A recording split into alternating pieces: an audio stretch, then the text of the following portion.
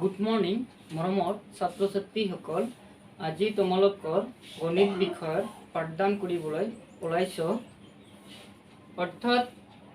বিষয় গণিত শ্ৰেণী 6 অনুশীলনী 1D অনৰ ডিত 1 নং কুৱেশ্যনত লিখা আছে এজন কিতাপৰ দোকানীয়ে ডিসেম্বৰ মাহত 4,50,368 টকা বিক্ৰী কৰে জানুৱাৰী মাহত 12,30,900 টকা বিক্ৰী কৰে আৰু ফেব্ৰুৱাৰী মাহত 3,68,789 টকা বিক্ৰী কৰে দোকানীজনে তিনিওটা মাহত মুঠতে কিমান টকাৰ কিতাপ বিক্ৰী কৰিলে এইবাৰ তিনিওটা মাহত মিলি মুঠতে কিমান টকা বিক্ৰী কৰিছে এইটো আমাক বাহিৰ কৰিব দিছে ডিসেম্বৰ মাহতকৈ জানুৱাৰী মাহত কিমান টকাৰ বেছি কিতাপ বিক্ৰী কৰিছে অৰ্থাৎ 1 নং কুৱেশ্যনত দুটা एन्सार আহিব অৰ্থাৎ দুটা পয়েন্ট দিয়া আছে প্ৰথম তিনিটা মাহত কিমান টকাৰ বিক্ৰী কৰিলে সেইখিনি বাহিৰ কৰিব লাগিব তাৰ পিছত আকৌ দিয়া আছে যে ডিসেম্বৰ মাহতকৈ জানুৱাৰী মাহত কিমান টকাৰ কিতাপ বিক্ৰী কৰিলে বেছি বিক্ৰী কৰিলে তেনেহলে ইয়াত দুটা পয়েন্ট আমাক বাহিৰ কৰিব দিছে তেনেহলে আমি প্ৰথম যি লিখা আছে তাকেই লিখিম অৰ্থাৎ প্ৰথমে লিখা আছে তিনিটা মাহৰ নাম ডিসেম্বৰ জানুৱাৰী আৰু ফেব্ৰুৱাৰী তেনেহলে কোৱেশ্চন নং 1 এজন কিতাপৰ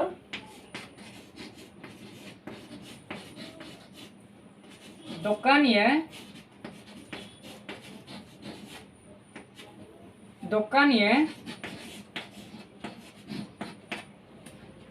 ডিসেম্বৰ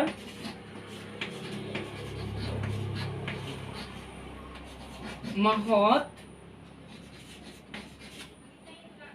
किताब डिसेम्बर माहत किताब बिक्री करे इक्वल दे लिखिम अर्थात दिया से 4,50,368 टका एतेके एजन कितापर दোकानीये জানুৱাৰী মাহত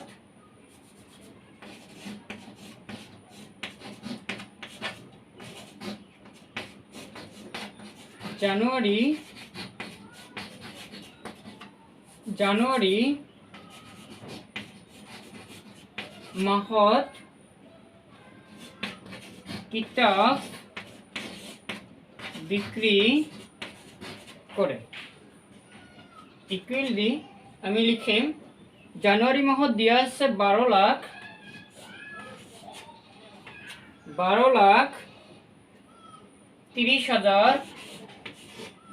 12,30,900 टका एतेके जेहेतु तिनिटा माहर परिमाण दिया आछे आरु एटा माह आछिल फेब्रुवारी माहत एजन कितापर दোकानीये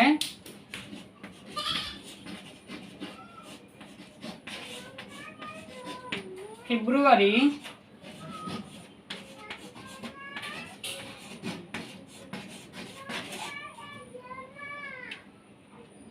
माहत किताब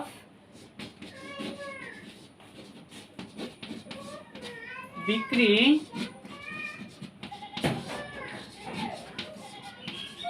करे 3,68,779 टका ইয়াৰ লগত কোশ্চেন এটা দি দিছে দোকানীজনে তিনিওটা মাহত মুঠতে কিমান টকাৰ কিতাপ বিক্ৰী কৰিলে। তেনেহ'লে আমাৰ ইয়াত তিনিটা মাহৰ কিমান টকা বিক্ৰী কৰিছে লিখা আছে। এই তিনিটা মাহত কিমান টকা বিক্ৰী কৰিলে আমি এতিয়া যোগ কৰিম।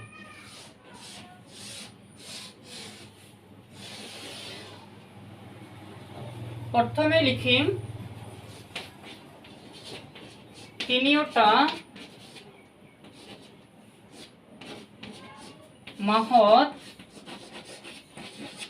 কিতাপ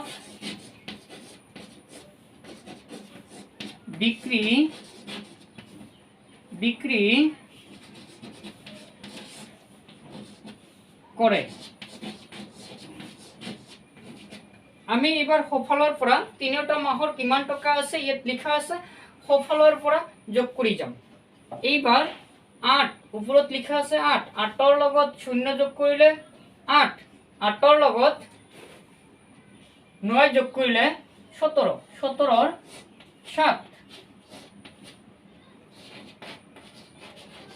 7ৰ থাকিল 1, 6ৰ লগত 0 যোগ কৰিলে 6, 6ৰ লগত 0 যোগ কৰিলে 6, 6ৰ লগত 8 যোগ কৰিলে 14, 7ৰ 1 15, 15ৰ 5, 7ৰ আকৌ 1 থাকিল, 3ৰ লগত 9 যোগ কৰিলে 12, 12ৰ লগত আকৌ 7 যোগ কৰিলে 19, 7ৰ আছিল 1 তেনেহ'লে 20, 20ৰ 0, 7ৰ থাকিল 2, 0ৰ লগত 0 যোগ কৰিলে 0, 0ৰ লগত 8 যোগ কৰিলে 8, 7ৰ 2 আছে তেনেহ'লে 8ৰ লগত 2 যোগ কৰিলে 10, 10ৰ 0, 7ৰ আকৌ 1 থাকিল, 5 আৰু 3 যোগ কৰিলে 8, 8ৰ লগত 5 আৰু 3 যোগ কৰিলে 8, 8ৰ লগত এইবাৰ 7 যোগ কৰিলে 8 আৰু 6 যোগ কৰিলে অৰ্থাৎ 3 আৰু 5 যোগ কৰিলে 8, 8ৰ লগত 6 যোগ কৰিলে 14, 7ৰ 1 আছিল তেনেহ'লে 15, 15ৰ 5, 7ৰ আকৌ 1 থাকিল, 4, 4ৰ লগত 2 যোগ কৰিলে 6, 6ৰ লগত 3 যোগ কৰিলে 9, 7ৰ 1 10, 10ৰ 0 লিখা হ'ল।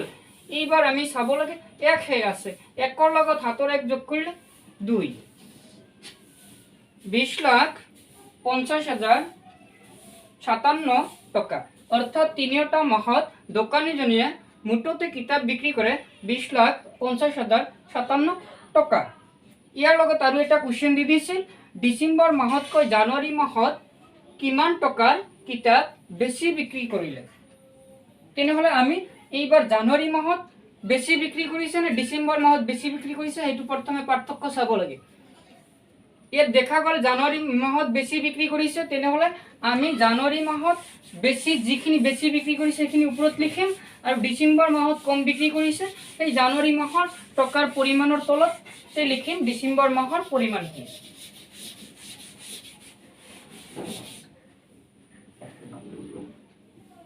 জানুৱাৰী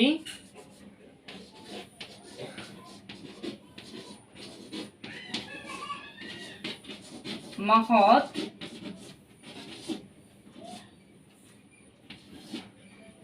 দোকানীয়ে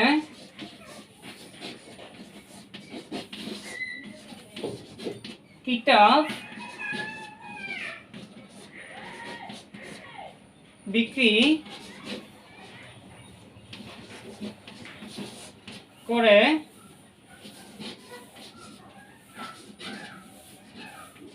ইকুৱেল টু লিখিম জানুৱাৰী মাহত আছিল 12,30,900,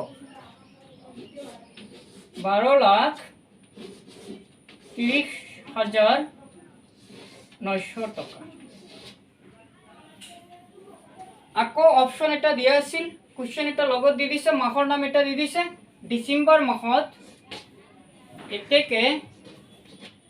ডিচেম্বৰ মাহত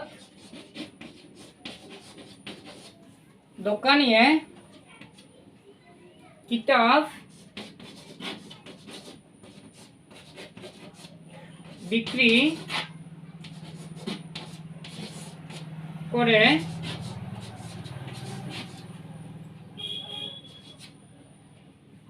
ডিসেম্বৰ মাহত 4,50,368 টাকা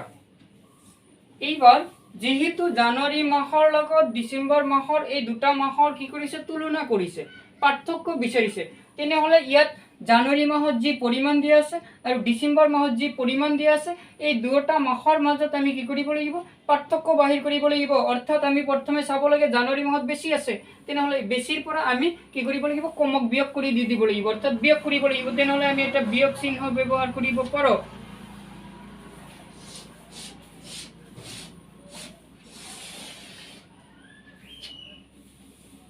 শূন্য ওপৰত একেবাৰে সোঁফালে প্ৰথমে দিয়া আছে শূন্য শূন্যৰ পৰা 8 বিয়োগ কৰিব নোৱাৰি তেনেহলে আমাৰ ইয়াত 90 আছে 90ৰ পৰা 1 দাৰ ললে 10 হ'ব 10ৰ পৰা 8 বাদ দিলে 2 এইবাৰ ইয়াত দেখা গল 89 হে আছে তেনেহলে ইয়াত 9 হে আছে 9ৰ পৰা 6 বাদ দিলে 3 ইয়াত 8 আছে 8ৰ পৰা 3 বাদ দিলে 5 এইবাৰ শূন্যৰ পৰা শূন্য বাদ দিলে শূন্য উপৰত আছে 3 তলত আছে 5 তেনেহলে আমি 3ৰ পৰা 5 বিয়োগ কৰিব নোৱাৰি এই 12ৰ পৰা 1 ধাৰ লব লাগিব তেনেহলে 13 13ৰ পৰা 5 বাদ দিলে 8 এইবাৰ যেহেতু 12ৰ পৰা 1 ধাৰ লোৱা হৈছে তেনেহলে ইয়াত আছে 11 হে 11ৰ পৰা 4 বাদ দিলে 7 এইবাৰ জানুৱাৰী মাহত বেছি বিক্ৰী কৰে যেহেতু 7,80,532 টাকা বাহিৰ হল অৰ্থাৎ ডিসেম্বৰ মাহতকৈ 7,80,532 টাকা জানুৱাৰী মাহত বেছি বিক্ৰী কৰে এতেকে জানুৱাৰী মাহত বেছি বিক্ৰি কৰে ইকুয়াল দি আমি লিখিব পাৰো 7,80,532 টাকা অৰ্থাৎ আমাক দুটা কোশ্চেন দি দিছিল এটা প্ৰশ্ন দুটা কোশ্চেন দি দিছিল দুটা কোশ্চেনই হৈ গল প্ৰথম কোশ্চেনত তিনিটা মাহত যোগ কৰা হৈছিল আৰু এইবাৰ দ্বিতীয় যি কোশ্চেন আছিল অনৰ দ্বিতীয় কোশ্চেনত অৰ্থাৎ জানুৱাৰী মাহৰ পৰা ডিসেম্বৰ মাহত কিমান টকা কম বেছি বিক্ৰী কৰিলে সেইটো বাহিৰ হৈ গল ধন্যবাদ।